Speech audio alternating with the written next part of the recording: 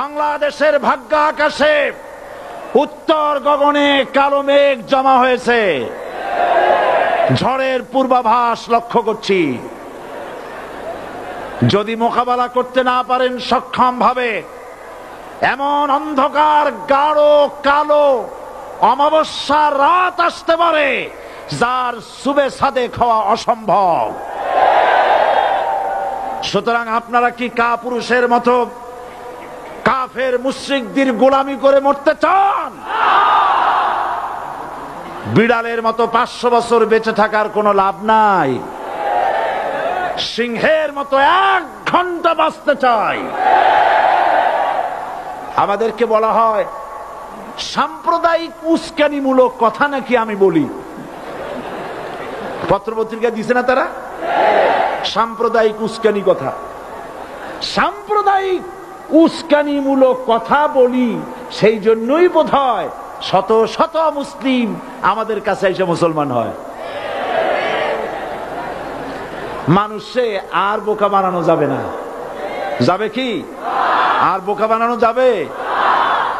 তারপর বলছে কি, এরপরে বলছে আমাকে বলছে রাজাকার। শুনে রাখো চট্টগ্রামের লক্ষ লক্ষ জনতা, পার্লামেন্টে যখন আমাকে এই কথা বলা হয়েছিল, আমার পার্লামেন্টের কলিগ জাফরুল্লাহ চৌধুরী সাহেব বসে আছেন এখানে, হ্যাঁ, জাফরুল ইসলাম চৌধুরী বসে আছেন পাশে, প্রধানমন্ত্রী সুদ্ধা, অন্তত 3 শতাধিক পার্লামেন্টের সম্মানিত সদস্যরা সেদিন বসা। 1997 সনের বাজেট বক্তৃতা যখন আমি করতেছিলাম, ডক্টর কুদরতে খোদা, নাম রাখছে কুদরতে খোদা, আসলে গজবে খোদা। এ লোকটি নাস্তিক, ইসলামের চূড়ান্ত দুশমন। তার প্রণীত শিক্ষা ব্যবস্থার যখন সমালোচনা করছিলাম, ট্রেজারি বেঞ্চ থেকে আমাকে বলা হলো রাজাকার। আমি আমার সমস্ত শক্তি একত্রিত করে বলেছিলাম শুধুমাত্র হিন্দুস্তানের রাজাকারেরাই আমাকে রাজাকার বলতে পারে। আমি বলেছিলাম 1973 সন পর্যন্ত আমি বাংলাদেশের কোন রাজনৈতিক দলের নেতা এবং কর্মী ছিলাম না। আমি রাজাকার নই। আমাকে রাজাকার বলে যদি তাকে প্রমাণ করতে না পারে 10 কোটি টাকার মানহানি মামলা দায়ের করব। আমার এই বক্তব্য সারা দুনিয়া শুনেছে। পার্লামেন্টে আমার এই বক্তব্য রেকর্ড হয়ে আছে। সেদিন 3 শতাধিক পার্লামেন্ট মেম্বারের কেউ আমার চ্যালেঞ্জ গ্রহণ করেন নাই। যে কোনো ব্যক্তি পার্লামেন্টে গিয়ে আমার বক্তৃতা দেখে আসতে পারেন। এরপরে 1997 সনের 7 অক্টোবর দৈনিক জনকণ্ঠ পত্রিকা যখন আমার বিরুদ্ধে লিখল, সেই পত্রিকায় সাইদির ওপেন চ্যালেঞ্জ 8ম পাতা, 1997 7 অক্টোবর, এত বড় 2 কলামে হেডিং। সেখানে আমি বলেছি বাংলাদেশের সকল সাংবাদিক, গোয়েন্দা বিভাগ, বাংলাদেশের সকল বুদ্ধিজীবীকে আমি আমার পিরোজপুরে আমন্ত্রণ করছি। আমার উপস্থিতিতে যদি কেউ প্রমাণ করতে পারে বাংলাদেশের স্বাধীনতা যুদ্ধের বিরুদ্ধে আমার কোনো ভূমিকা ছিল, সজ্ঞানে স্বেচ্ছায় জাতীয় সংসদের সদস্য পদ থেকে পদত্যাগ করব। 3 বছর পার হয়ে গেছে, আজ পর্যন্ত কেউ এই চ্যালেঞ্জের মোকাবেলা করে নাই। সুতরাং আমাকে যারা রাজাকার বলবে তারা পিতৃ পরিচয়হীন অবৈধ সন্তান। 1971 সনের, শোনো মুসলমানেরা, 1971 সনের কোন কাদা সাইদির গায়ে লাগে নাই। আমাকে রাজাকার বলে জনগণ থেকে বিচ্ছিন্ন করবা। জনগণ থেকে আমারে বিচ্ছিন্ন করা যাবে না, কারণ এই জনগণ আমার জন্য আসে না, এই জনগণ আসে আল্লাহর কোরআনের জন্য।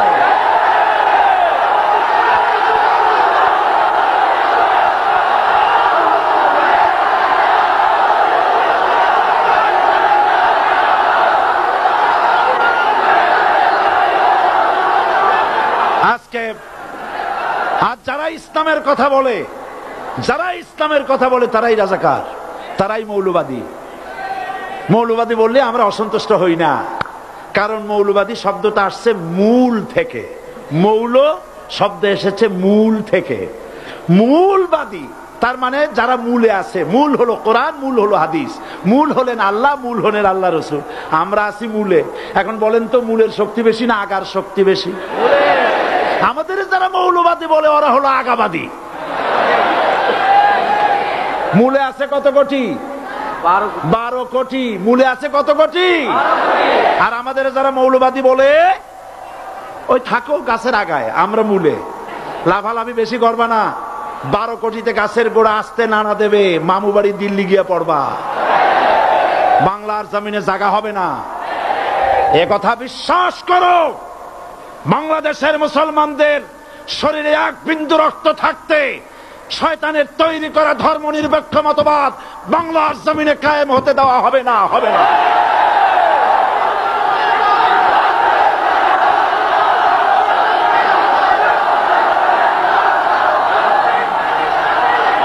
রাসূল করিম সাল্লাল্লাহু আলাইহি ওয়াসাল্লাম কোরআন প্রতিষ্ঠার জন্য আন্দোলন করেছিলেন। আয়াতুল কুরসি আমাদের সে কথাই শিখেছে। আল্লাহ রাব্বুল আলামিন বলেন, আল্লাহু লা ইলাহা ইল্লা হুয়াল হাইয়ুল কাইয়্যুম। প্রাণ খুলে পড়েন, আল্লাহু লা ইলাহা ইল্লা হুয়াল হাইয়ুল কাইয়্যুম। আল্লাহ হচ্ছেন তিনি যিনি ছাড়া কোনো ইলাহ নাই, আইনদাতা নাই, বিধানদাতা নাই। আমরা মানুষের তৈরি করা আইন মানি না। 12 কোটি মুসলমানের দেশে আইন তৈরি করবে মানুষ, আমরা মানব না। পার্লামেন্টে তৈরি হতে হবে কোরআন দিয়ে, পার্লামেন্টে আইন তৈরি হতে হবে কোরআন দিয়ে।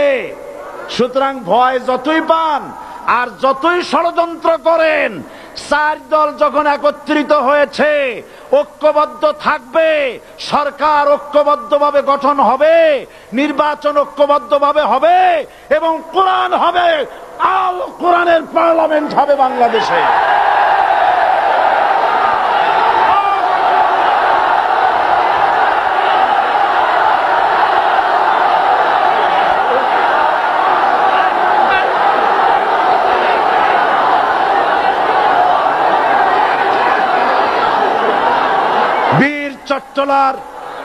বীর চট্টলার মুসলমানেরা, বীর চট্টলার মুসলমানেরা স্বাধীনতার ঘোষণা এই চট্টগ্রাম থেকে স্বাধীনতার মহান ঘোষক প্রেসিডেন্ট জিয়াউর রহমান সাহেব দিয়েছিলেন। এই চট্টগ্রাম থেকেই ইসলামী রাষ্ট্রের ঘোষণা হবে।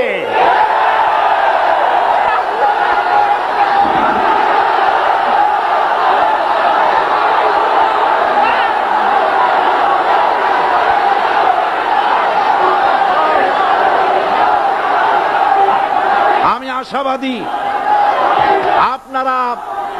আপনারা অবশ্যই তা পারবেন। আমি 100% বিশ্বাস করি ইনশাআল্লাহ। কারণ যে ষড়যন্ত্রের মোকাবেলা করে স্থানীয় রাজনৈতিক দলের নেতৃবৃন্দ কোরআনের মাহফিল সিনায় এনেছেন, আমি প্রথম দিনই বলেছি চট্টগ্রাম তাফসিরুল কোরআন মাহফিল কোন রাজনৈতিক দলের প্রতিনিধিত্ব করে না। এটা কোন জামাত শিবিরের একক সম্পদ নয়, এটা চট্টগ্রামের মুসলমানদের কলিজার টুকরা তাফসিরের মাহফিল। সুতরাং এই মাহফিল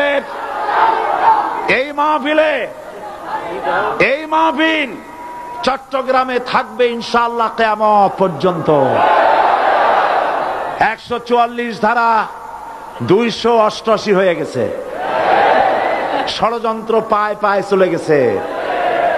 আমি ওই সব ছেলেদের বলি, সরকারি দলের ছাত্র হইয়া মুসলমানদের বিপক্ষে যাইও না।